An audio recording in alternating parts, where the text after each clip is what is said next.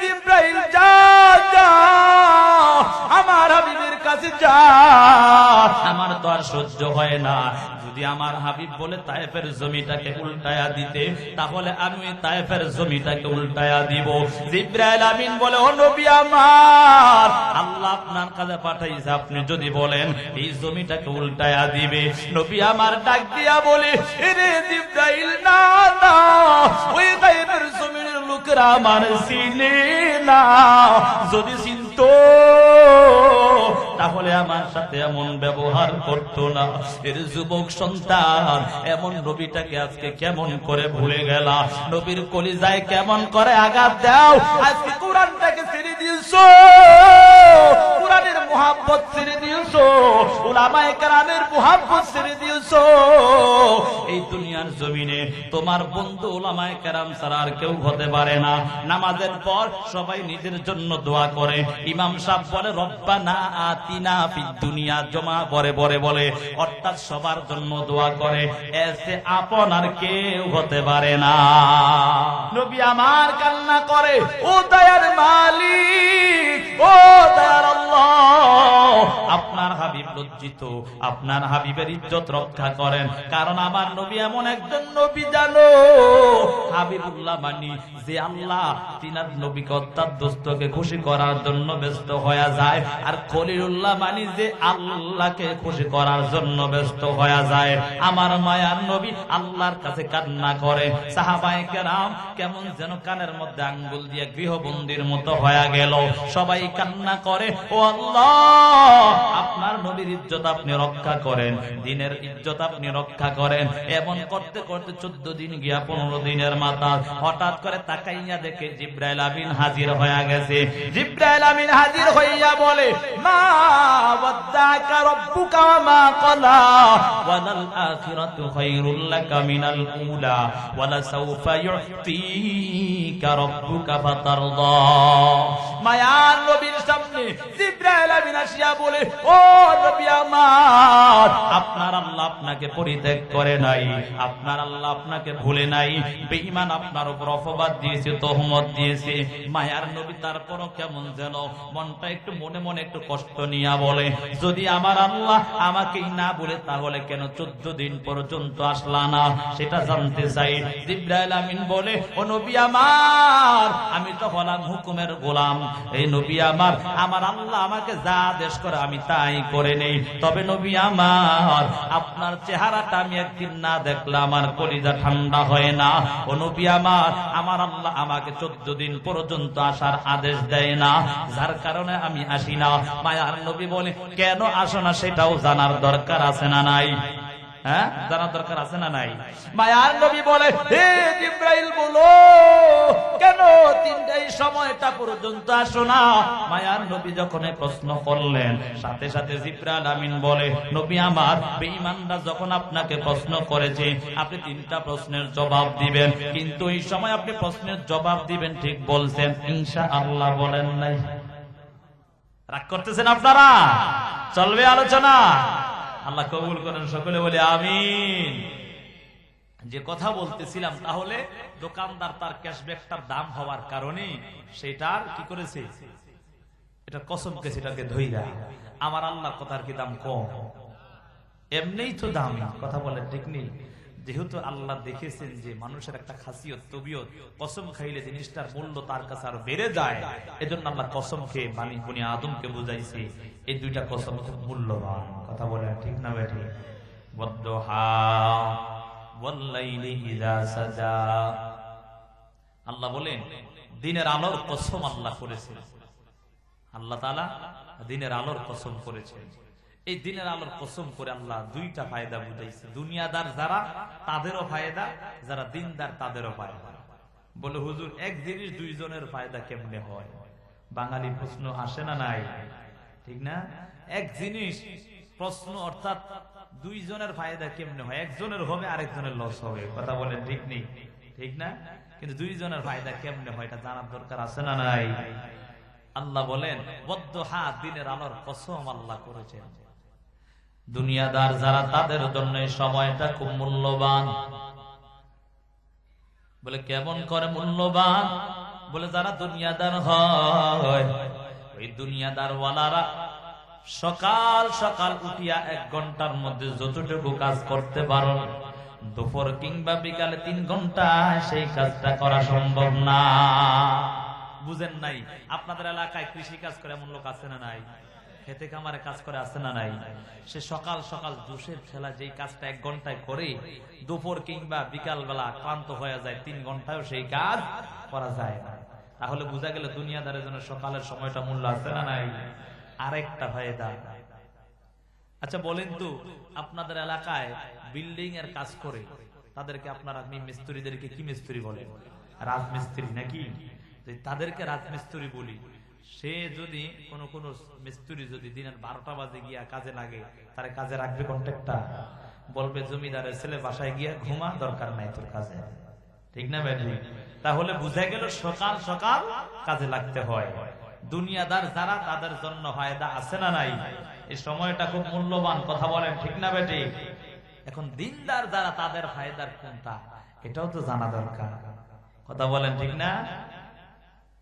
আমরা যে এশার নামাজ পড়লাম না, হ্যাঁ এশারের নামাজ আদায় করলাম, এই নামাজ কবুল হয়েছে এর কোনো গ্যারান্টি আছে? কোনো গ্যারান্টি আছে? তবে আশা রাখি আল্লাহ কবুল করবে ইনশাআল্লাহ। আল্লাহ তো দয়ালু, আল্লাহ রব হইছে কেন, কবুল করতেই হবে ইনশাআল্লাহ। রব যেহেতু কবুল করবে ইনশাআল্লাহ, রব যে না সে কবুল করবে না, কথা বলেন ঠিক না বেঠিক? তবে সেই রবের দেখানো পথে চলতে হবে। নামাজও পড়লাম সুদও খাইলাম, এই রব আল্লাহ এটা কবুল করবে? হ্যাঁ, কোনো কাজ হবে না। আল্লাহ তাআলা দিনের আলোর কসম করেছেন। বুঝলাম দুনিয়াদার যারা তাদের জন্য সময়টা খুব মূল্যবান। সকাল সকাল গিয়ে কাজে লাগার সাথে সাথে তার সময়টা তার কাছে সেভ হয়ে যায়। যারা দিনদার হয় তাদের জন্য ওই সময়টা কেমন মূল্যবান সেটাও জানা দরকার। মায়ার নবী হাদিসের মধ্যে জানায়া দেয়, কোন মুমিন বান্দা বান্দি যদি ফজরের নামাজ আদায় করিয়া ওই স্থানের মধ্যে বসে থাকে, সূর্য ওঠার আগ পর্যন্ত জিকির ইস্তেগফার আদায় করার পর সূর্য ওঠার 15-20 মিনিট পর্যন্ত স্থানের মধ্যে বসে থাকে, তারপর 4 রাকাত যদি ইশাকের নামাজ আদায় করে নেয়, মায়ার নবী হাদিসের মধ্যে জানায়া দেয় ওই বান্দা ওই বান্দির আমল নামায় আমার আল্লাহ একটা কবুল উমরা, হজ এবং বড় হজের সওয়াব দান করে। সুবহানাল্লাহ। দিনদারের জন্য ফায়দা আছে না নাই? হ্যাঁ, বুঝা গেল ফায়দা আছে না নাই? দিনদার যারা তাদের জন্য ফায়দা হলো সকাল ফজরের নামাজ আদায় করার পর আল্লাহর বান্দা বান্দী স্থানের মধ্যে বসিয়া মাওলার জিকিরের মধ্যে মগ্ন থাকে। সময়টাকে অযথা নষ্ট না করিয়া আল্লাহর বান্দা বান্দী যখন ইস্তেগফার অর্থাৎ কোন রকম নাও যদি কিছু করে, শুধু বসে থাকে ইশরাকের নামাজ আদায়ের জন্য, সূর্য ওঠার 15-20 মিনিট পর যদি 4 রাকাত ইশরাকের নামাজ আদায় করে নেয়, তাহলে আমার আল্লাহ ওই বান্দা ওই বান্দির আমল নামায় কবুল উমরা এবং বড় হজের সওয়াব দান করে। সুবহানাল্লাহ। বড় বড় হাজী সাহেব হজ করে আসছে কিন্তু কবুল হয়েছে এমন কোন গ্যারান্টি আছে নি? হ্যাঁ, বড় বড় হাজী সাহেব হজ করিয়া এমন কোন বছর বাদ নাই বলে হুজুর আমি প্রত্যেক বছর হজ করি, টাকা পয়সার অভাব নাই, প্রত্যেক বছর হজ করি, কিন্তু যদি বলি হজটা কবুল হয়েছে কি বলে জানি না। যদি কেউ ইশরাকের 4 রাকাত নামাজ আদায় করে নেয়, আমার আল্লাহ কবুল উমরা এবং কবুল বড় হজের সওয়াব দান করবে। সুবহানাল্লাহ। এজন্য সময়টার মূল্য আছে না নাই? সেই সময়ের মূল্য দেওয়ার প্রয়োজন আছে না নাই? কে কে সময়টাকে মূল্য না দিয়া ফজরের সময় ঘুমাবো? একটু হাত তুলি। বুঝেন আলোচনা? বুঝেন কথা? একটু আমার বুঝেন না এমন কেউ আসেননি? হ্যাঁ, বুঝেন নাই কথা মনে হয়? আমার কথা বুঝেন না এমন কি আছেন? একটু হাত তুলেন। বুঝেন সবাই? আলোচনা চলবে ইনশাআল্লাহ। তাহলে বুঝলাম দুনিয়াদারেরও ফায়দা, দিনদারেরও ফায়দা, নাকি? আমার বুঝতে হবে একটা আমল শিখতেছি, তাহলে ইশরাকের নামাজ আদায় করতে হবে, ঠিক না? আল্লাহ শপথ করেছেন এ সময়টার মূল্য করে, এজন্য মূল্যায়ন করতে হবে নিজের, কথা বলেন ঠিক না বেঠিক? ওয়াল্লাইলি ইযা সাজা, নিজুম রাতের কসম আমার আল্লাহ করেছেন, আদার রাতের কসম আমার আল্লাহ করেছেন। নিজুম রাতের কসম করে আমার আল্লাহ, যারা দিনদার হয় তাদের জন্য সময়টা খুব মূল্যবান, যারা দুনিয়াদার হয় তাদের জন্য সময়টা খুব মূল্যবান। বলে হুজুর যারা দুনিয়াদার হয় তাদের জন্য সময়টা কেমন মূল্যবান? এরে বাবা দেখবেন যত বেশি কাজ করবেন তার কারণে ক্লান্ত হয়ে যায় মানুষ, ঠিক না? ক্লান্ত হওয়ার পর ঘুম আসে না? নাই আসেনি ঘুম? দেখবেন যত ক্লান্ত হইবেন ততই ঘুম আসে। কথা বলেন ঠিক না? দুনিয়াদার সারাটা দিন কাজ করার পর ক্লান্ত হয়ে যায়, রাত্র যত গভীর হয় ঘুমটা তত বেশি হয়। ঘুমটা যত বেশি হবে তার সারাটা আবার দিন কাজ করতে তত সুবিধা হবে। দেখবেন কিছু কিছু মানুষের ঘুম হয় না, বলে রাত্র যত ঘুমাই ঘুম হয় না, সেই মানুষটা সুস্থ থাকতে পারে না, ঠিক নেই? রাতের ঘুম আর দিনের ঘুম কিন্তু এক না, আমরা তো জানি। সারা রাত আপনাদের এখানে মাহফিল করে যাইতে যাইতে এই ফজরের সময়, আবার দিনে মাদ্রাসা, আবার ক্লাস, আবার ঘুম, এরপরে আবার আপনার কাছে আসা লাগে, বুঝেন নাই? তা আমরা বুঝি 6 ঘন্টাও যদি ঘুমাই রাত্রের ঘুমের মতো হয় না। কথা বলেন ঠিক না বেঠি? আর আল্লাহ ঘুমটাকে দিয়েছেই ক্লান্তি দূর করার জন্য। সূরা নাবার মধ্যে আল্লাহ বলেন, ওয়াজআলনা নাওমাকুম সুবাতা, আমি আল্লাহ নিদ্রাকে দিয়েছি ক্লান্তি দূর করার জন্য, ঠিক না? যত ক্লান্তি হয়ে যাইবা, যদি ঘুম চলে আসে তাহলে আস্তে আস্তে ক্লান্তিটা দূর হয়ে যায়। আমার মালিক জানায়া দেয়, নিজুর রাতে কসম আল্লাহ করেছেন, দুনিয়াদার যারা তাদের জন্য ফায়দা হলো সারাটা দিন কাজ করার পর আল্লাহর বান্দা বান্দি রাত্র যত গভীর হয়, ওই রাত্রটা ঘুমটা যত বেশি হবে তার ক্লান্তিটা তত দূর হয়ে যাবে। তাহলে বোঝা গেল দুনিয়াদারের জন্য ফায়দা আছে না নাই? আরেকটা ফায়দা, বাংলা কথা, যারা চুরি করে রাত্র যত গভীর হয় আর চুরি করতে সুবিধা হয় নাকি? এটা হলো নিজের থেকে বললাম, বুঝেন নাই কথা? বলে যে রাত্র যত গভীর হয় অন্ধকার হয় সবার ঘুমটা ভালো হয়, যে চোরা চুরি করে তার জন্য সুবিধা ভালো হয় নাকি? ঘুমের মধ্যে ভালো হয় সব নিয়ে চলে যায়। কথা বলেন ঠিক না বেঠি? বুঝেন নাই কথা? তাহলে বুঝা গেল দুনিয়াদারের জন্য এই সময়টা খুব মূল্যবান, ঠিক নি? ওয়াল্লাইলি ইযা সাজা, নিজুম রাতের কসম আল্লাহ করেছেন, যারা দুনিয়াদার হয় তাদের জন্য সময়টা খুব মূল্যবান, আর যারা দিনদার হয় তাদের জন্য সময়টা খুব মূল্যবান। বলে কেমন মূল্যবান জানো? কেমন মূল্যবান সেই সময়টা? রাত্র যত গভীর হয়, যারা আল্লাহ ওয়ালা হয় তারা যায় নামাজটা বিছাইয়া মাওলার সাথে সম্পর্কটা তত বেশি হয়ে যায়। অতীব গভীর হয় রজনী যখন, নীরবে প্রভুর নাম জপিও তখন। প্রভুর করুণা যদি পাইবার চাও, প্রভুর করুণা যদি পাইবার চাও, গভীর রাতে উঠে প্রভুর গুণগান গাও, গভীর রাতে উঠে প্রভুর গুণগান গাও। রাত্র যত গভীর হয়ে যায়, যারা আল্লাহর খাঁটি আশিক তাদের তো সময়টা মূল্যবান জানো? তাদের কাছে সময়টা কত মূল্যবান? বলে তাদের রাত্রটা যত গভীর হয়ে যাবে, নামাজটা বিছাইয়া আমার আল্লাহর সাথে তার সম্পর্কটা তত বেশি হয়ে যাবে। সুবহানাল্লাহ। দেখবেন কিছু কিছু আল্লাহওয়ালা আছে রাত্রে ঘুমায় না। কথা বলেন ঠিক নি? আর আমার মতো আপনার মতো শরীর মধ্যে হইলে ঘুমায় যাক, বুঝেন না এই কথা? এজন্য আমরা বুঝি না।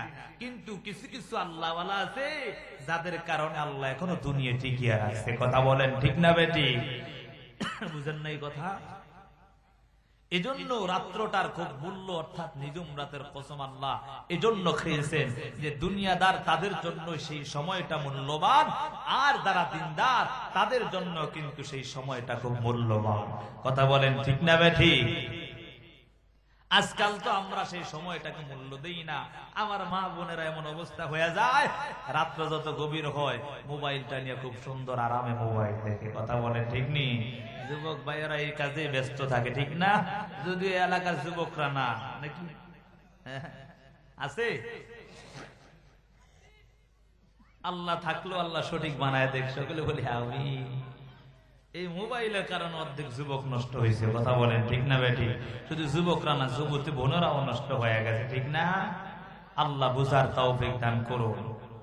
কুরাইশ বংশের একজন আল্লাহর খাঁটি বান্দী ছিল, আল্লাহর এত আশিক। আল্লাহর বান্দী মাগরিবের নামাজ আদায় করিয়া আল্লাহর পবিত্র কোরআন তেলাওয়াত করতে কোন এশারের সময় হয়ে যায়। এশারের নামাজ আদায় করিয়া নিজের খাবার দাবার শেষ করিয়া আল্লাহর বান্দী কিয়ামুল লাইল অর্থাৎ নফল নামাজের মধ্যে দাঁড়ায়া যায়। নফল নামাজের মধ্যে দাঁড়াইয়া আল্লাহর বান্দী সূরা ফাতিহা তেলাওয়াত করার পর সূরাতুল বাকারা তেলাওয়াত করতে করতে তো মজা পায়। আল্লাহর বান্দী তেলাওয়াত করতে করতে এক পর্যায়ে কিতাবের মধ্যে লেখে সূরা বাকারা শেষ হয়ে যায়। সুবহানাল্লাহ। সূরা বাকারা ছোট না বড়? প্রায় 2.5 পারার উপরে, ঠিক নেই? আল্লাহর বান্দী নামাজের মধ্যে দাঁড়ায়া সূরা বাকারা তেলাওয়াত করতেছে, মাওলার সাথে তার সম্পর্কটা বেড়ে যায়, যার কারণে তার মজাও বেড়ে যায়। আল্লাহর বান্দী তেলাওয়াত করতে করতে সূরা বাকারা শেষ করে ফেলে, এখন রুকুতে যাবে, তার মনের মধ্যে শান্তি হয় না, আর একটু তেলাওয়াত করি। আবার সূরা আলে ইমরান তেলাওয়াত শুরু করে দিলেন। এক এক করে তেলাওয়াত করতে করতে কিতাবের মধ্যে পাওয়া যায় আল্লাহর বান্দী পুরা কোরআন প্রায় শেষ পর্যায়ে চলে যায়। কে যেন গাইবি ভাবে আওয়াজ দেয়, রে আল্লাহর বান্দী তাড়াতাড়ি নামাজ শেষ করে দাও, ফজরের সময় হয়ে যাচ্ছে, তাড়াতাড়ি নামাজটা শেষ করে দাও। আল্লাহর বান্দী নামাজ শেষ করিয়া দুইটা হাত উঠাইয়া মালিককে ডাক দেয়, ও দয়ার মালিক, ও দয়ার আল্লাহ, আপনি এত ছোট রাত্র দিয়েছেন, যার কারণে আমি 2টা রাকাত নামাজের মধ্যে ঠিক মতো শেষ করতে পারলাম না। সুবহানাল্লাহ। কেমন আল্লাহর আশিক! আজকে আমার মা বোনদের দিকে তাকায়া দেখো, সারাটা দিন ওই যে আমাদের মার্কেটের মধ্যে ঘোরার পর আর রাত্রবেলা মোবাইলটা নিয়ে ব্যস্ত হয়ে যায়। এমন হয়ে যায় অনেক মা বোনেরা আছে তার স্বামীকে সময় কম দেয়, কথা বলেন ঠিক না বেঠি? এজন্য সাবধান হয়ে যাও, আল্লাহর আযাবের ভয়টা অন্তরে ঢুকায় নাও। আমার আল্লাহ বলেন, ওয়াল্লাইলি ইযা সাজা, নিজুম রাতের কসম আল্লাহ করেছেন, বলে রাত্র যত গভীর হয় আমার আল্লাহর কিছু খাঁটি আশিক বান্দা বান্দি আছে, আমার আল্লাহর সাথে মোহাব্বতটাও তাদের তত বেড়ে যায়। আর যারা দুনিয়াদার হয় তারা দুনিয়া সারাটা দিন কাজ করার পর ক্লান্ত হওয়ার পর রাত্র যত গভীর হবে ঘুমাইয়া তার ক্লান্তটা দূর হয়ে যাবে। আমার আল্লাহ এখানে 2টা কসম করেছেন, আর আমরা 2টা আমল শিখলাম।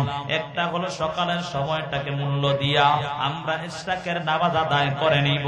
দ্বিতীয় নাম্বার আমল হলো গভীর রাতে উঠিয়া মাওলাকে ডাকবো আর জাহান্নাম থেকে মুক্তি চাইবো। রে বাবা, আমার আল্লাহ গভীর রাত প্রথম আসমানে আসিয়া ডাক দেয়নি, হে আমার গোলাম, তোর কোন কিছুর প্রয়োজন আমি আল্লাহর কাছে চাও, আমি আল্লাহ তোমাকে দেওয়ার জন্য প্রস্তুত, আমি আল্লাহর কাছে কোনো জিনিসের অভাব নাই। এরে বাবা, আজকে টাকা পয়সার অভাবে পড়ে গেলাম, গ্রামীণ ব্যাংকে দৌড়াও, সোনালী ব্যাংকে দৌড়াও, লোন ওঠার জন্য দৌড়াও, ওই যে কিস্তি আনার জন্য দৌড়াও। আল্লাহ বলে, না না, যতই বিপদের মধ্যে পড়ে যাও না কেন, আমি আল্লাহকে যদি একটা বার খাঁটি দিনে ডাক দিতে পারো, আমি আল্লাহ তোমার বিপদ থেকে হেফাজত করব। এরে বাবা, যত বিপদের মধ্যে পড়ে যাও না কেন, নামাজের মাধ্যমে দাঁড়াইয়া আমার আল্লাহর কাছে সাহায্য চাও। আমার আল্লাহ বলেন, ইয়া আইয়ুহাল্লাযীনা আমানু ইসতাঈনু বিস-সাবরি ওয়াস-সালাহ ইন্নাল্লাহা মা'আস সাবিরিন। আল্লাহ বলেন, এরে ঈমানদারের দল, তোমরা ধৈর্য এবং নামাজের মাধ্যমে আমি আল্লাহর কাছে সাহায্য চাও। বিপদের মধ্যে পড়ে গেছো, নামাজের মধ্যে দাঁড়াইয়া আমার মাওলার কাছে চাও। অভাব অনাটনের মধ্যে পড়ে যাও, আমার মাওলার কাছে চাও। যতই বিপদে হোক না কেন ভাই, যদি আল্লাহর কাছে খাঁটি দিলে চাইতে পারো, বিপদ দিয়েছে আল্লাহ, আবার বিপদ থেকে হেফাজত করবেন আল্লাহ, ঠিক না? আর আমরা এমন হয়ে গেছি, যদি বিপদে পড়ি বলে আল্লাহ শুধু আমারই দেখছে। বুঝেন নাই কথা? এমন বলে না, আল্লাহ শুধু আমারই দেখছে আর হেরে দেখলো না। সাবধান, আল্লাহ যারা যত বেশি মহব্বত করে তারা তত বেশি পরীক্ষায় ফেলায়। কথা বলেন ঠিক না বেঠি? এজন্য মহব্বত গ্রহণ করতে হবে। পারবো না? যদি না পারি আল্লাহর কাছে বলবো, আল্লাহ আমরা তো আপনার দুর্বল বান্দা বানাবি। অসুস্থতাও আপনার নেয়ামত, সুস্থতাও আপনার নেয়ামত। অভাব অনাটনে পালাইয়া পরীক্ষা পালানো এটাও একটা নেয়ামত, এবং অভাব দূর করিয়া আপনি আমাকে সচ্ছলতা দান করা এটাও নেয়ামত। ও আল্লাহ, আমরা তো দুর্বল, দুর্বল হওয়ার কারণে অসুস্থতার নেয়ামতটা সহ্য করতে পারি না। আল্লাহ আপনি অসুস্থতার নেয়ামত নিয়ে সুস্থতার নেয়ামত দান করেন। বাবা আল্লাহর কাছে চাইতে দেরি হবে, আল্লাহ দিতে দেরি করবে না।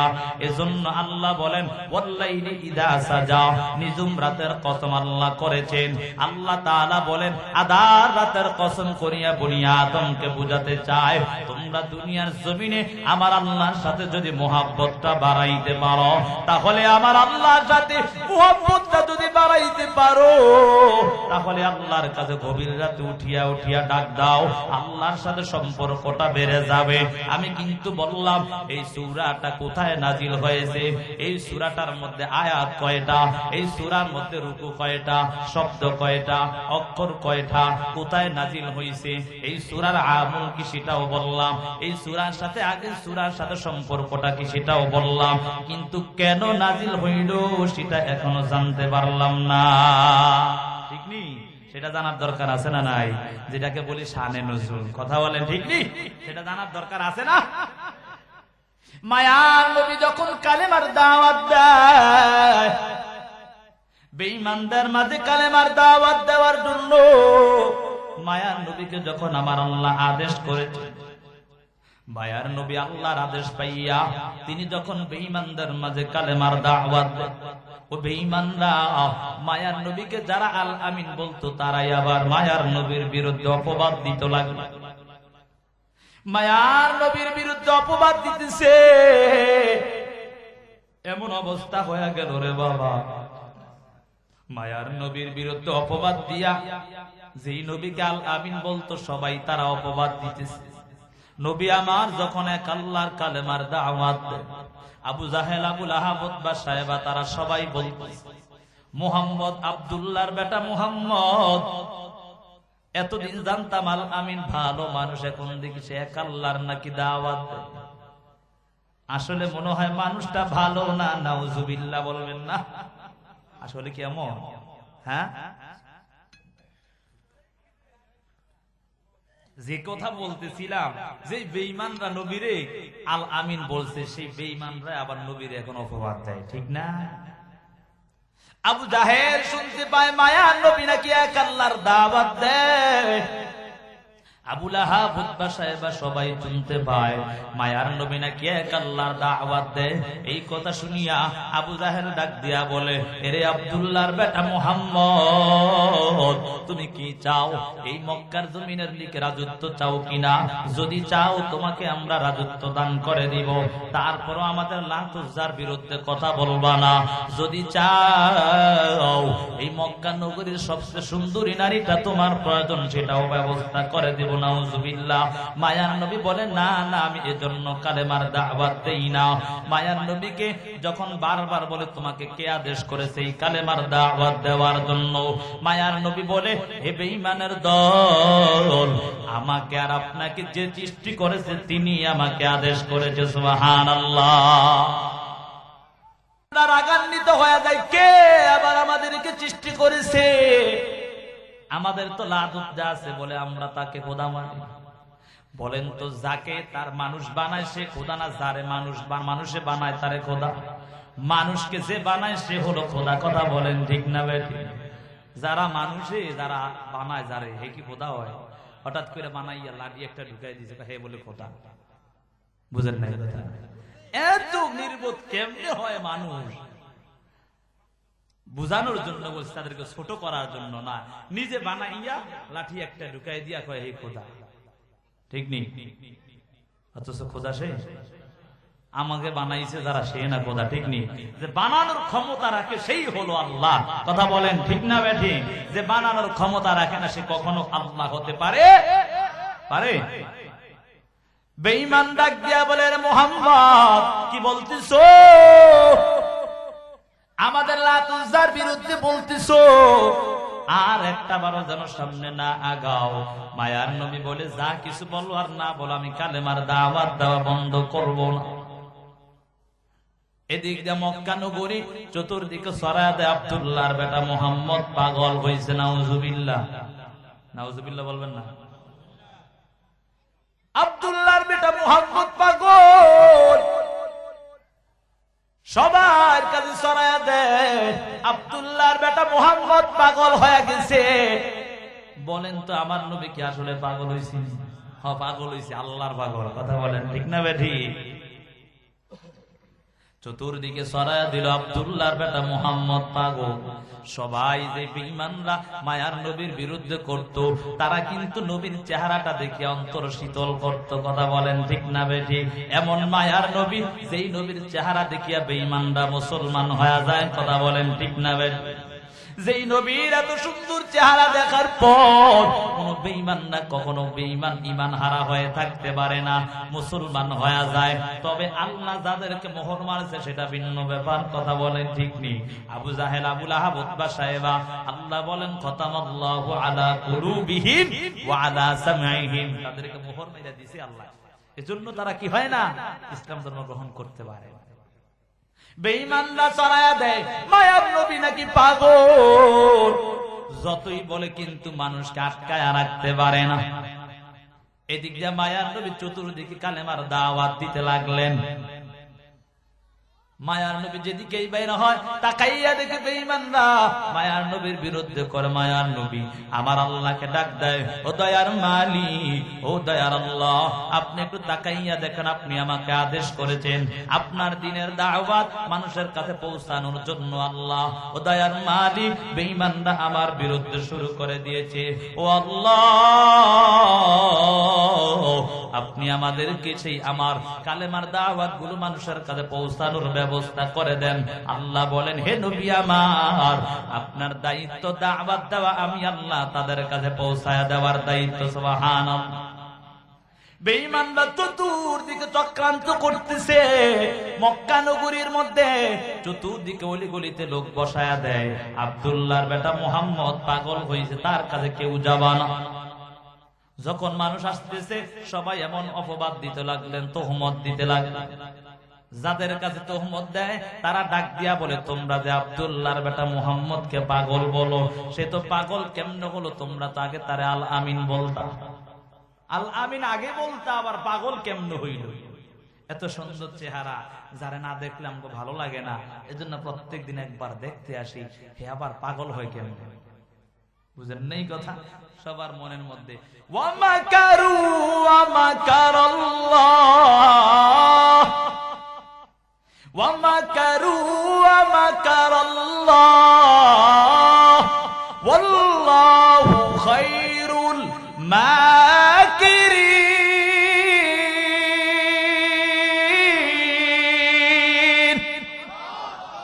যতই চক্রান্ত করো দুনিয়াদাররা, তোমাদের চক্রান্ত কিন্তু আল্লাহর কাছে কিছুই না। কথা বলেন ঠিক নেই? চক্রান্ত করেছে মক্কা নগরীর অলি গলিতে ছড়ায়া দেয়। আব্দুল্লাহর বেটা মুহাম্মদ পাগল। এমন চড়ানোর পর যাদের কাছেই বলে তারা বলে, তোমরা না তাকে আল আমিন বলতা, তোমরা তাতে তোমাদের আমানত গুলো তার কাছে আমানত রাখতা। ধনিস আবার কেমনে পাগল হয়ে গেল? বলে শুধু পাগলই না, বড় ধরনের পাগল হয়েছে। নাউজুবিল্লাহ। উপমাটা দেওয়াও ঠিক হবে না। দেখবেন রাস্তাঘাটে পাগল গেলে পোলাপাইন দৌড়ায় কি দৌড়ায় না, বুঝেন নাই, দেখতে যায়। বেঈমানরা শুনতে পায় মায়ার নবী নাকি পাগল হয়ে গেছে, সবাই মিলে ডাক দিয়া বলে যদি পাগল হয় তাহলে একটু পাগলটাকে একটু দেখে আসি। সুবহানাল্লাহ।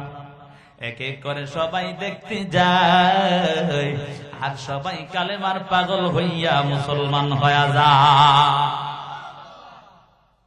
সবাই চিন্তিত হয়ে গেছে, কি রে ঘটনা কি? যতই অপবাদ যত কিছুই করি হেরা দিয়ে আর উল্টা হয়। আবু লাহাব একটু দুষ্ট ছিল, উতবা সাহেব একটু দুষ্ট ছিল বেশি। তাকাইয়া দেখে সবাই মুসলমান হয়ে যায়। আবু লাহাব, উতবা সাহেবা তাদের নেতা আবু জাহেলকে ডাক দিয়া বলে, কি নেতা, তুমি যে চক্রান্ত করছো কাজ তো হয় না, সবাই তো মুসলমান হয়, কি করা যায়? আবু জাহেল বলে, যত কিছু কও, এত কিছু বলার সময় নেই, কেমনে মুহাম্মদকে আটকানো যায় সেটা বলে। কি বলে? মুহাম্মদকে কেমনে আটকানো যায়? আরে যে আবু জাহেল মায়ার নবীর বিরুদ্ধে করে, সে আবু জাহেল রাত্রে গভীরে নবীর তেলাওয়াত শুনতে যায়। কথা বলেন ঠিক না বেটি? আবু জাহেল চুপে চুপে যায় নবীর তেলাওয়াত শুনতে, আবু লাহাব চুপে চুপে যায়। একজনে চিন্তা করে রাত্রে গভীর হইছে, কেউ দেখতো না, হুট করে দুইজনে দেখা একসাথে, কি কই যাও? তুমি এখানে কি? তোমার এখানে এখানে এখানে, বুঝেন নাই কথা? এমন পাগল আমার নবী। কথা বলেন ঠিক না বেটি? সবাই চিন্তিত হয়ে গেছে। আবু জাহেলকে বলে, কি আবু জাহেল, তুমি যে চক্রান্ত সেই সিস্টেম করছো, এটা তার উল্টা হইল, সবাই মুসলমান হয়। আবু জাহেল ডাক দিয়া বলে, আরে আবু লাহাব, উতবা সাহেবা, এখন কি করা যায়? আব্দুল্লাহর বেটা মুহাম্মদকে আটকানো দরকার, কেমনে আটকানো যায় সেটার ব্যবস্থা করে নাও। মায়ার নবীর বিরুদ্ধে চক্রান্ত শুরু করে দিলেন। মদিনার জমিনে তাওরাত কিতাবের পণ্ডিত ছিলেন। পণ্ডিত বলেন তো দেখবেন যত কিতাব আছে 104 খানা কিতাবের মধ্যে আমার মায়ার নবীর কথা আছে না নাই? এমন মায়ার নবী জানো যে আদম ওই যে জান্নাতে থাকার পর গন্ধম ফল খাইয়া আমার আল্লাহ জান্নাত থেকে বের করে দিলেন। এমন অবস্থার মধ্যে 350 বছর কান্নার পর আমার আল্লাহকে ডাক দেয়, ও দয়ার মালিক, ও দয়ার আল্লাহ, ওই জান্নাতে থাকা অবস্থায় আপনার নামের সাথে দরওয়াজার মধ্যে আরেকটা নাম দেখলাম, ওই নামের উসিলায় আপনি আমাকে ক্ষমা করে দেন। এই কথা বলার দেরি হয়, আমার আল্লাহ বলে, এরে আদম, এতদিন পর্যন্ত তোমার দিকে একটা বার তাকাইলাম না, আজকে আমার হাবিবের নাম নেওয়া মাত্র আমি আর বসে থাকতে পারলাম না। যাও, জীবনে যা করেছো সব আমি ক্ষমা করে দিলাম। এর নবীর আশিকের দল, একটু চিন্তা করে নাও রে বাবা, কিসের জন্য এত কিছু করতেছো? নবীর মুহাব্বত অন্তরে ঢুকায়া নাও। এমন মায়ার নবী তাওরাত কিতাবের পণ্ডিতের কাছে গিয়া ওই আবু জাহেল, আবু লাহাব, উতবা সাহেবা সবাই মিলিয়া ডাক দেয়, এরে তাওরাতের পণ্ডিত, আমাদের এলাকার মধ্যে একজন লোক আসছে আব্দুল্লাহর বেটা মুহাম্মদ, সে নাকি এক আল্লাহর দাওয়াত দেয় এবং সে নবী দাবি করে। আমরা তো এখন কিছুই করতে পারি না, তার চেহারা যেই দেখে সেই মুসলমান হয়ে যায়, কি করা যায়? তাওরাত কিতাবের পণ্ডিত বুঝে ফেলছে। বুঝেন নাই? তাওরাত কিতাবের পণ্ডিত বলে বুঝে ফেলছি, বলে তোমরা 3টা প্রশ্ন তারে গিয়া করবা, যদি 3টা প্রশ্নের উত্তর দিতে পারে তাহলে মনে করবা আসলে সে নবী। সুবহানাল্লাহ বলবেন না? জোরে বলেন সুবহানাল্লাহ। 3টা প্রশ্ন করবা। আবু জাহেল খুশির ঠেলা বলে, তাড়াতাড়ি কও, কেমনে আটকানো যায়? দেখবেন কিছু কিছু লোক আছে হুজুর করে আটকানোর জন্য, হুজুর অমুকের বাপের বাপের বাপের নামটা কি? বুঝেন নাই কথা? হ্যাঁ, জানার জন্য না, হ্যাঁ হুজুর আটকানোর জন্য প্রশ্ন। এমন কিছু লোক আছে না নাই? এই এলাকাত নাই? হ্যাঁ আছে। আচ্ছা, আল্লাহ থাকলে বুঝতে সকলে বলি আমি। হুজুর ডাক দিয়া কও, হুজুর অমুকের বাপের বাপের নামটা কি ছিল? হুজুর বলে, আমি তো জানি না। বলে, হুজুর ভালো না। এমন আছে না নাই? হুজুর অমুকের বাপের নাম নিয়ে বসে রয়েছে। আবু জাহেল ডাক দিয়া বলে, পণ্ডিত মশাই তাড়াতাড়ি প্রশ্ন করে দাও, আব্দুল্লাহ বেটা মুহাম্মদকে আটকানো লাগবে। 3টা প্রশ্ন যখন দিলেন, 3টা প্রশ্ন নিয়ে দৌড়ায় চলে গেলেন। হঠাৎ পথের মধ্যে আবু লাহাব, উতবা সাহেবা ডাক দিয়া বলে, কিরে আবু জাহেল নেতা, প্রশ্ন 3টা শুই না আইছো, শিখাইছো নি? যদি আবার মোহাম্মদ উল্টা প্রশ্ন করে কি জবাব দিবা? আবার দৌড়ানো শুরু। এই তাওরাতের পণ্ডিত কি বলছো? প্রশ্ন 3টা, উত্তর তো বললা না, তাড়াতাড়ি বলো। উত্তর শিখে আসছে নবীর কাছে। মায়ার নবীর কাছে আসিয়া বলে, ও আব্দুল্লাহর বেটা মুহাম্মদ, যদি তোমরা আমাদেরকে তোমার দলে নিতে চাও তাহলে 3টা প্রশ্নের জবাব দিবা। এই 3টা প্রশ্নের জবাব যদি দিতে পারো তাহলে আমরা তোমাকে নবী মেনে নিব। নবী আমার সরল দিলের মানুষ, সরল দিলের নবী আমার শুনিয়া মনটা ভরে গেল। ডাক দিয়া বলে, হেরে আবু লাহাব, হেরে আবু জাহেল, তোমরা বলো কি 3টা প্রশ্ন জবাব দিব। বলে 1 নাম্বার প্রশ্ন, কুল কায়নাত শিমাল থেকে জনুব, মাশরিক থেকে মাগরিব, অর্থাৎ কুল কায়নাত এমন একটা লোক দেখেছে, তার নামটা কি একটু জানতে চাই। 2য় নাম্বার হলো ওই যে গুহার মধ্যে কিছু যুবক ছিল, তারা কত বছর ছিল সেটাও জানতে চাই। 3 নাম্বার প্রশ্ন, রূহ বলতে কি বুঝায় সেটাও একটু জানতে চাই। এই 3টা প্রশ্ন করার পর মায়ার নবী বলে, ঠিক আছে জবাব দিয়া দিব। বলে কখন দিবা সেটা আগে জানতে চাই।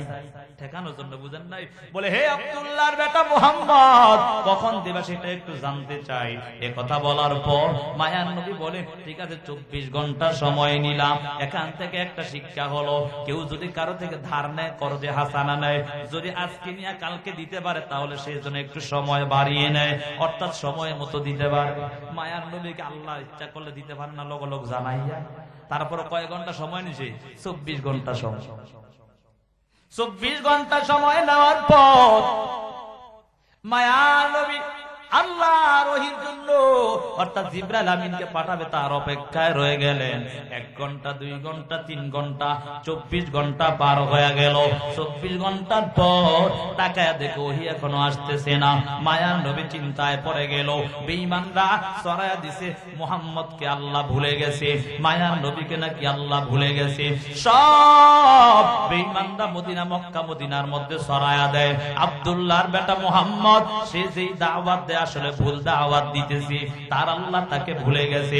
মায়ার নবী কান্নার আওয়াজ, এমন ভাবে কান্না মুফাসসিরিন কেরাম কিতাবের মধ্যে লেখেন, মায়ার নবী ওই সময় এত বড় বড় সিজদা দিতেন যার কারণে কপাল মোবারক পর্যন্ত রক্ত জমাট হয়ে গিয়েছে।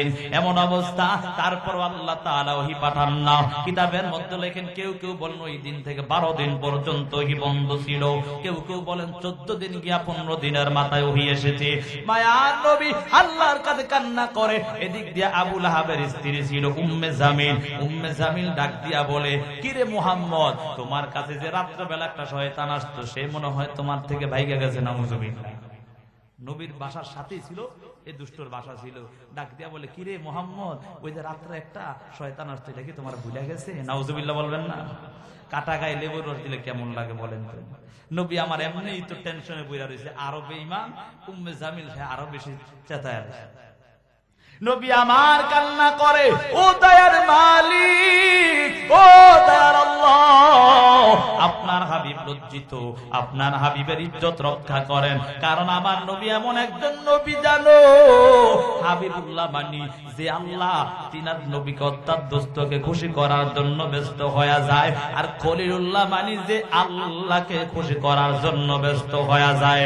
আমার মায়ার নবী আল্লাহর কাছে কান্না করে। সাহাবায়ে কেরাম কেমন যেন কানের মধ্যে আঙ্গুল দিয়ে গৃহবন্দীর মতো হয়ে গেল। সবাই কান্না করে, ও আল্লাহ, আপনার নবীর ইজ্জত আপনি রক্ষা করেন, দিনের ইজ্জত আপনি রক্ষা করেন। এমন করতে করতে 14 দিন গিয়া 15 দিনের মাথা হঠাৎ করে তাকাইয়া দেখে জিবরাইল আমিন হাজির হয়ে গেছে। জিবরাইল আমিন হাজির হইয়া বলে, মা ওয়াদ্দাকা রাব্বুকা ওয়া মা ক্বালা ওয়ালাল আখিরাতু খায়রুল লাকা মিনাল উলা ওয়ালা সাওফা ইউতিকা রাব্বুকা ফাতারদা। মায়ার নবীর সামনে জিবরাইল আমিন আসিয়া বলে, ও নবী আমার, আপনার আল্লাহ আপনাকে পরিত্যাগ করে নাই, আপনার আল্লাহ আপনাকে ভুলে নাই। বেঈমান আপনার উপর অপবাদ দিয়েছে, তহমত দিয়েছে। মায়ার নবী তারপরও কেমন যেন মনটা একটু মনে মনে একটু কষ্ট নিয়া বলে, যদি আমার আল্লাহ আমাকেই না বলে তাহলে কেন 14 দিন পর্যন্ত আসলা না, সেটা জানতে চাই। জিবরাইল আমিন বলে, ও নবী আমার, আমি তো হলাম হুকুমের গোলাম। এই নবী আমার, আমার আল্লাহ আমাকে যা আদেশ করে আমি তাই করে নেই। তবে নবী আমার, আপনার চেহারাটা আমি একদিন না দেখলে আমার কলিজা ঠান্ডা হয় না। ও নবী আমার আল্লাহ আমাকে 14 দিন পর্যন্ত আসার আদেশ দেয় না, যার কারণে আমি আসি না। মায়ার নবী বলে, কেন আসো না সেটাও জানার দরকার আছে না নাই? হ্যাঁ, জানার দরকার আছে না নাই? মায়ার নবী বলে, হে জিবরাইল বলো কেন 3টায় সময়টা পর্যন্ত আসো না? মায়ার নবী যখন প্রশ্ন করলেন, সাথে সাথে জিবরাইল আমিন বলে, নবী আমার, বেঈমানরা যখন আপনাকে প্রশ্ন করেছে আপনি 3টা প্রশ্নের জবাব দিবেন, কিন্তু এই সময় আপনি প্রশ্নের জবাব দিবেন ঠিক বলছেন, ইনশাআল্লাহ বলেন নাই। বুঝেন নাই? এজন্য কি নবী ভুল করছে? নাউজুবিল্লাহ, নবী ভুল করছে? এই আকীদা যার থাকবে এর ঈমান থাকবে। আচ্ছা, যদি নবী এই কাজটা না করতো, নামাজের মধ্যে যদি ভুল ক্রমে ওয়াজিব ছুটা যায়, সুজদা দিতে হয়, তাহলে আমরা কই থেকে শিখতাম নাকি? আল্লাহ নবীর মাধ্যমে উম্মতদেরকে শিখায় দেয়। কথা বলেন ঠিক না বেটি? আমি কিন্তু বলেছি কয়টা আমল, 1 নাম্বার আমল হলো সকালের সময়টাকে মূল্য দিতে হবে। কথা বলেন ঠিক না বেটি? মূল্য কেমনে? ঘুমাইয়া, হ্যাঁ, না উঠিয়া ফজর নামাজ পড়িয়া? পারবো তো ইনশাআল্লাহ। কি যুবক, শয়তান কার কার বন্ধু? দুটো হাত তুলে আল্লাহকে দেখায় না, বুঝে দেখা যায় আলোচনা নাকি? শয়তান কার কার দুশমন? দুটো হাত তুলে আল্লাহকে দেখায়। নারে তাকবীর! এদেরকে হাত তুলে না মনে করেন হেরে বন্ধু। এবার দেখা যাবে কার বন্ধু দেখা যায়। এ চাচা হাত তোলেন, জোরে হাত। নারে তাকবীর! এই আওয়াজ হইতো না। নারে তাকবীর! কার কার শত্রু? দুটো হাত তুলে আরো জোরে আল্লাহকে দেখায়। নারে তাকবীর! আল্লাহ কবুল করুক। হাত তুলে রাখেন, হাত তুলে রাখেন, একটু আল্লাহরে দেখা। যদি বন্ধু হয় আল্লাহ তাআলার, শত্রু যদি ওই ফেরেশতা অর্থাৎ শয়তান যদি শত্রু হয়, তাহলে হাতটা তুলে আল্লাহকে সাক্ষী করছেন ফজরের নামাজ অর্থাৎ কোন নামাজ কেউ বাদ দিবেন না ইনশাআল্লাহ নাকি? যুবক বন্ধু কেমনে সকালে ঘুমায় আর শয়তান আইসা হাতটা টিপা দেয়, খুব মজাই লাগে। বুঝেন নাই? যদি এলাকার যুবকরা নামাজ পড়ে, ঠিক নেই? হ্যাঁ, নামাজি না হইলেও আল্লাহ নামাজি বানায় দেয়। সকলে বলে আমিন। এ মাহফিল থেকে কি শিখলে? নবী আমার ডাক দিয়া বলে, ও জিবরাইল বলো এতদিন পর্যন্ত কেন ওহী বন্ধ ছিল? নবী আমার এই প্রশ্ন করার পর জিবরাইল আমিন ডাক দিয়া বলে, হে নবী আমার, আপনি যখন তাদের প্রশ্নের জবাব দিবেন বলছেন, ওই সময় আপনি ইনশাআল্লাহ বলেন নাই, যার কারণে আল্লাহ আপনার উম্মতদেরকে বোঝানোর জন্য বলছি, যত কাজ করবে ওই কথার আগে ইনশাআল্লাহ বলে নিবি। আল্লাহ যদি চায় এটা করব। কথা বলেন ঠিক না? এজন্য পারবেন তো ইনশাআল্লাহ? সকালের সময়টাকে মূল্য দিতে হবে। রাত্রে উঠিয়া মাওলার কাছে কান্না করতে হবে, গুনার জন্য কান্না করবা। আর বাবা ওই যে এমন ভাবে ইনশাআল্লাহ বলিয়া অর্থাৎ যেই কাজ করবা আল্লাহর উপর ছেড়ে দিবা, আল্লাহ যদি চায় আমার কাজটা হয়ে যাবে। এরে বাবা, এই কথা বললে তোমার কাজ পরিপূর্ণ করার দায়িত্ব আমার আল্লাহ নিয়ে যাবে। আয়ার নবী বলেন, তাহলে এই কারণেই কি হয় না? জিবরাইল আমিন বলে, আরেকটা কারণ হলো, হে নবী আমার, আমার আল্লাহ এই কোরআনটাকে আল্লাহ পাহাড়ের কাছে দিয়েছে, পাহাড় গ্রহণ করে নাই। ওই জমিনের কাছে দিয়েছে, জমিন গ্রহণ করে নাই। আসমানের কাছে দিয়েছে, আসমান গ্রহণ করে নাই। কেন করে নাই? বলে এই কোরআনটা অনেক দামি, এই কোরআনটার ওজন অনেক বেশি। আমার আল্লাহ যেমন, আমার আল্লাহর কথাও তেমন। কথা বলেন ঠিক না বেঠি? এই জন্য আল্লাহ এই দামি জিনিসটাকে যখন পাহাড়ের কাছে দিয়েছে, আসমান জমিনের কাছে দিয়ে তারা গ্রহণ করতে পারে নাই। আল্লাহ আপনার উপর দিয়েছে, অতএব এই কোরআনটা আপনার উপর দেওয়ার কারণে মাঝে মাঝে আপনার উপর যখন ওহী পাঠাইতো, এজন্য আপনি ঘামিয়ে যাইতেন, অর্থাৎ ক্লান্ত হয়ে যাইতেন। আমার আল্লাহ আপনার কাছে 14 দিন পর্যন্ত ওহী বন্ধ রাখিয়া আমার আল্লাহ এই কথাই বুঝাতে চাচ্ছেন, রে বাবা, হে নবী আমার, আপনার যাতে ক্লান্তি না হয় এজন্য আল্লাহ তাআলা 14-15 দিন পর্যন্ত ওহী বন্ধ রেখেছেন। মায়ার নবী এই কথা শুনিয়ে একটু কেমন যেন হয়ে রইলেন। আল্লাহ তাআলা জিবরাইল আমিনের মাধ্যমে আয়াত পাঠাইয়া বলে, মা ওয়াদ্দাআকা রাব্বুকা ওয়া মা ক্বালা। হে নবী আমার, আপনার রব আপনাকে পরিত্যাগ করে নাই, আপনার রব আপনাকে ভুলে নাই। ওয়ালাল আখিরাতু খায়রুল লাকা মিনাল উলা। হে নবী আমার, আপনার ইহকাল থেকে পরকালই উত্তম। মুফাসসিরিনে কেরাম এই আয়াতের ব্যাখ্যা করতে লিখে, রে বাবা, ইহকাল থেকে পরকাল উত্তম। একটা ব্যাখ্যা হলো রে বাবা আপনার দুনিয়া থেকে আখিরাত উত্তম। আরেকটা ব্যাখ্যা হলো রে বাবা, অর্থাৎ আপনার শুরু লগ্ন থেকে আপনি যেমন কালেমার দাওয়াত দিতেন, মুসলমান ছিল কম, আর আপনি যখন ওই কালেমার দাওয়াত আস্তে আস্তে বাড়ায়া দিলেন, তাহলে দেখা গেল শুরু থেকে মুসলমানের সংখ্যা ছিল কম। আস্তে আস্তে যত সামনে সময় বাড়ে তত ওই সময়টা আপনার ওই সময় মুসলমানও বেশি হয়ে গেছে। এজন্য আপনার সময় ইহকাল অর্থাৎ আগের থেকে পরের সময়টা আপনার কাছে বেশি দামি। আর একটা কথা বুঝাইছে, ওয়ালাল আখিরাতু খায়রুল লাকা মিনাল উলা। খায়র মানে এখানে হাউজে কাউসার বুঝাচ্ছে।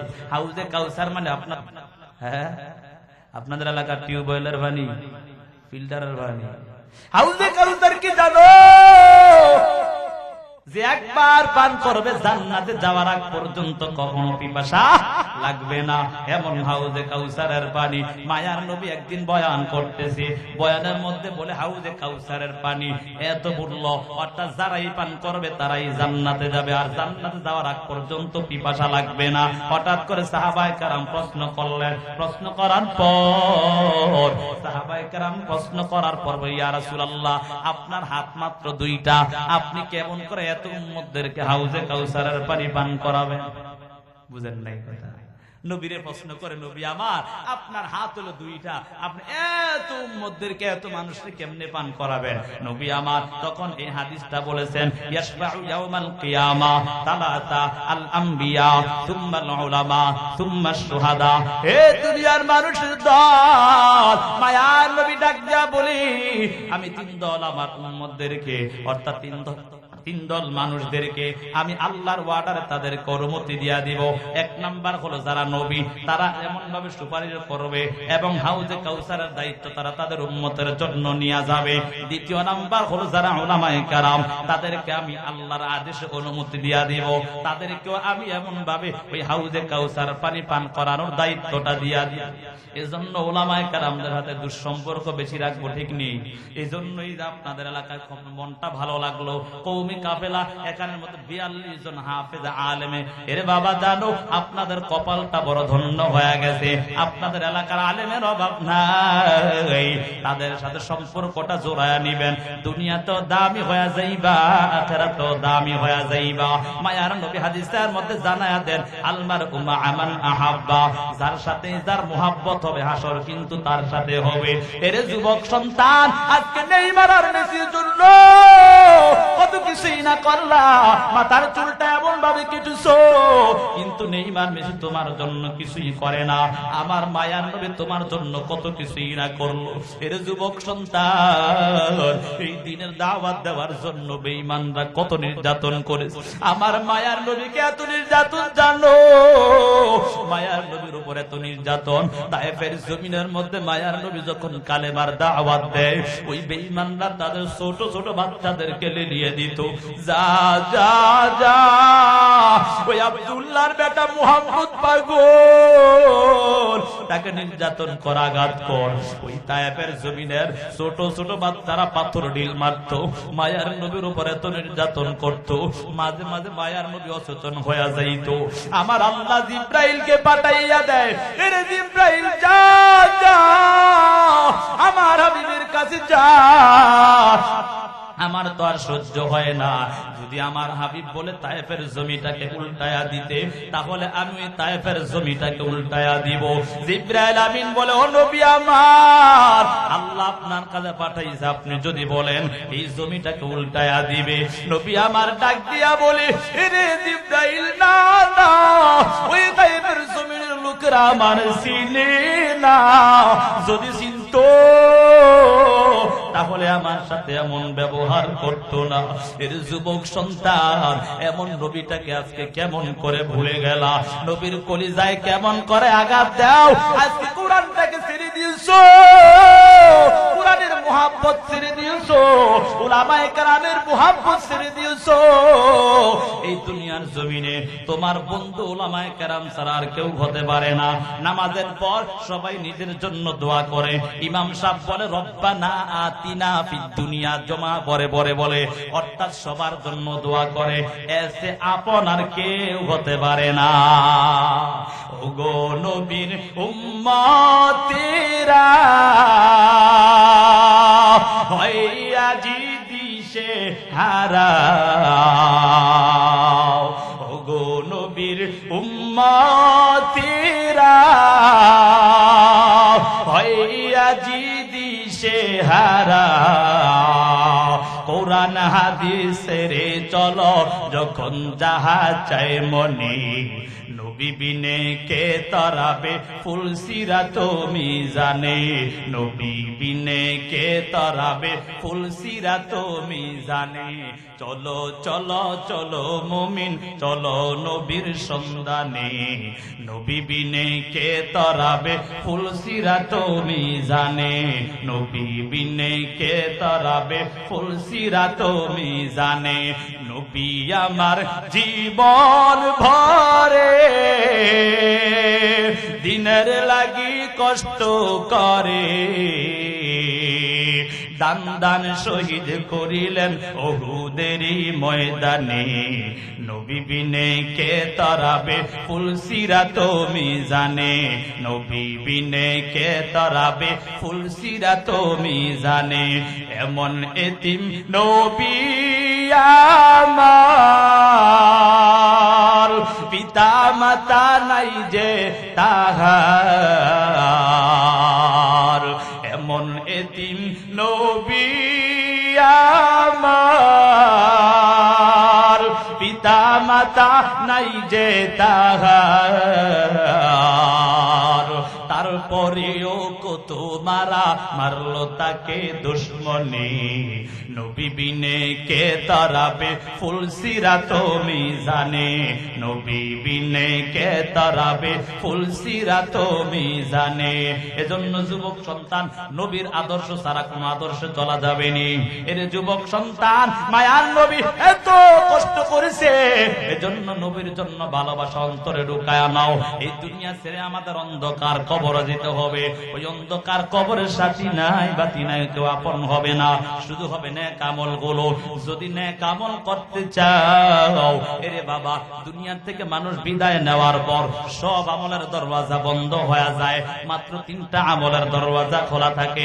1 নাম্বার সদকায়ে জারিয়া, 2 নাম্বার হলো নেককার সন্তান, 3 নাম্বার হলো উপকারী ইলম। অর্থাৎ তুমি যদি উপকারী ইলম রেখে যাও, তাহলে তোমার এই উপকারী ইলমটা মূল্য হবে। 1 নাম্বার সদকায়ে জারিয়া। এরে বাবা, বলো, আপনাদের কাছে প্রশ্ন করতে চাই, এই দুনিয়ার জমিনে এমন কেউ আসেনি আমরা মরবো না? আছে কেউ? মরতেন না এমন কেউ আছে? সবাই মরতে হবে কি হবে না? কবরে যেতে হবে কি হবে না? আমি যদি ডাক দিয়ে কই কেউ উঠবেন না চাচা কবরের জন্য, এই যে সামনে কবরস্থান দেখা যায়, যদি গোরস্থানে যেতেই হয়, গোরস্থান ঠিক করার প্রয়োজন আছে না নাই? জোরে বলেন, আছে না নাই? এরে বাবা, জানো এই যে সন্তানের জন্য কত কিছু করলা, নিজে না খাইয়া সন্তানের জন্য করলা। এরে বাবা, নিঃশ্বাসটা শেষ হয়ে যাবে, কেউ তোমার সাথে আর ভালো পরিচয় রাখবে না। আদরের স্বামী, আদরের স্ত্রী, আদরের সন্তান, যে স্ত্রী তোমার ছাড়া কোনোদিনও ঘুমায় না, হঠাৎ করে দুনিয়া থেকে চলে গেলা, ইমাম সাহেবরে ডাক দেয়, রাত্র যদিও বিদায় হয়ে যায়, ওই সময় ডাক দেয়, ইমাম সাহেব তাড়াতাড়ি আসো, আমার তার লাশটাকে আনতে এখান থেকে বের করে দাও। ইমাম সাহেব যদি প্রশ্ন করে, এটা না আপনার স্বামী ছিল? বলে স্বামী ছিল বটে, এখন আর স্বামী নয়, এখন লাশ হয়ে গেছে। বলে এই স্বামীর ছাড়া তো কোনোদিন থাকতেও পারতা না, এখন কেন কি হয়?